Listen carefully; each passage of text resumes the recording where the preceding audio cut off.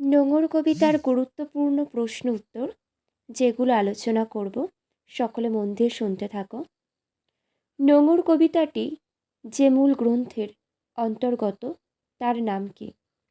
নোঙর কবিতাটি কবি অজিত দত্তের যে মূল গ্রন্থের অন্তর্গত তার নাম সাদা মেঘ কালো পাহাড়, 1970 খ্রিস্টাব্দে রচিত।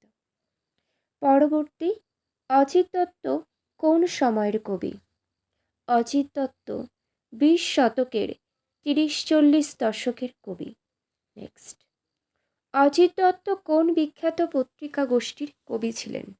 অজিত দত্ত কল্লোল পত্রিকা গোষ্ঠীর কবি ছিলেন। পরবর্তী প্রশ্ন, কবি অজিত দত্তের দুটি কাব্যগ্রন্থের নাম কি কি? কবি অজিত দত্তের রচিত দুটি কাব্যগ্রন্থ হল কুসুমের মাস, 1930 খ্রিস্টাব্দ ও পাতাল কন্যা, 1938 খ্রিস্টাব্দ। পরবর্তী, অজিত দত্তের সমকালীন দুজন বিখ্যাত কবির নাম লেখো। কবি অজিত দত্তের সমসাময়িক দুজন বিখ্যাত কবি হলেন বুদ্ধদেব বসু এবং প্রেমেন্দ্র মিত্র। পরবর্তী, পাড়ি দিতে দূর সিন্ধু পাড়ে, কবি কিসের মাধ্যমে পাড়ি দিতে চান? কবি নৌকার মাধ্যমে দূর সিন্ধু পাড়ে পাড়ি দিতে চান। পরবর্তী প্রশ্ন, দূর সিন্ধু পাড়ে পাড়ি দিতে চেয়েও কবি ব্যর্থ হন কেন? দূর সিন্ধু পাড়ে পাড়ি দিতে চেয়েও কবি ব্যর্থ হন কারণ তার নৌকার নোঙর তটের কিনারে পড়ে গেছে। পরবর্তী, নোঙর গিয়েছে পড়ে, নোঙর কোথায় পড়ে গিয়েছে? নোঙর পড়ে গিয়েছে তটের কিনারায়। পরবর্তী প্রশ্ন, সারা রাত মিছে দাঁড় টানি, সারা রাত দাঁড় টানা কেমন করে মিছে হয়ে যায়? কবির নৌকা তটের কিনারে নোঙরে বাঁধা পড়েছে, দাঁড় টেনে তাকে এগোনো চায় না। জোয়ারের ঢেউগুলি ফুলে ফুলে ওঠে, জোয়ারের ঢেউ ফুলে উঠে কি করে? জোয়ারের ঢেউগুলি ফুলে ফুলে ওঠে আর কবির নৌকায় মাথা ঠুকে সমুদ্রের দিকে ছুটে যায়। পরবর্তী প্রশ্ন, তারপর ভাটার শোষণ কি করে? ভাটার শোষণ স্রোতের প্রবল প্রাণ আহরণ করে, অর্থাৎ জলপ্রবাহের তীব্র গতিকে স্তিমিত করে।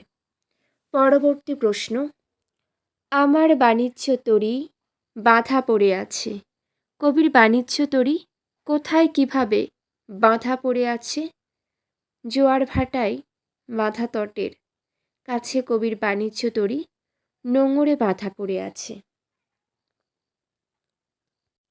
পরবর্তী প্রশ্ন, নোঙর কবিতায় দাঁড় টানা মাছ তুলে পাল বাঁধা সত্ত্বেও কি হলো না এবং কেন হলো না?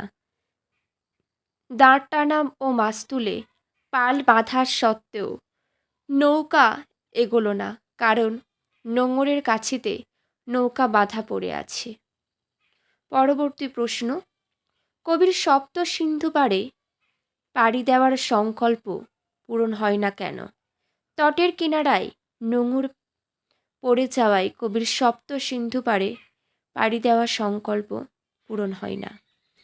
পরবর্তী প্রশ্ন, নোঙর কবিতায় কবির জীবনের নিস্তব্ধ মুহূর্তগুলি কেমন? নোঙর কবিতায় কবির জীবনের নিস্তব্ধ মুহূর্তগুলি সাগর গর্জনে কেঁপে ওঠে এবং প্রতিবার দাঁড় টানায় কবি স্রোতের বিদ্রূপ ধ্বনি শোনেন। পরবর্তী প্রশ্ন, কবি কখন স্রোতের বিদ্রূপ শোনেন?